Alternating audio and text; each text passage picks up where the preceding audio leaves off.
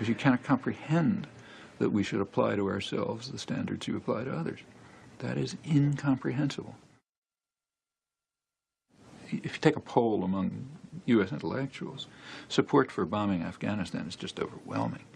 How many of them think that you should bomb Washington because of the U.S. war against Nicaragua, let's say, or Cuba, or Turkey, or anyone else? If anyone were to suggest this, they'd be considered insane. You know? But why? I mean, if one is right, why is the other wrong? When you try to get someone to talk about this question, they just will try. They can't comprehend what your question is, because you cannot comprehend that we should apply to ourselves the standards you apply to others. That is incomprehensible. Now, you know, there couldn't be a moral principle more elementary. I mean, all you have to do is read George Bush's favorite philosopher. You know, there's a definition, famous definition in the Gospels of the hypocrite. I mean, the hypocrite is the person who refuses to apply to himself the standards he applies to others.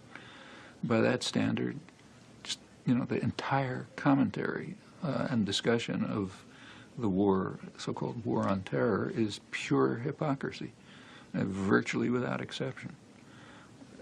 Can anybody understand that? No, can't understand it.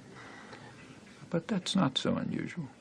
I mean, you know, I'll bet you anything that if you go back to Japan in the 1930s or 40s and you did a poll of intellectuals on the war, you'd probably get the same reactions. I mean, I know it was true in Germany and France and everywhere else. It's just standard. It's ugly, but it's standard.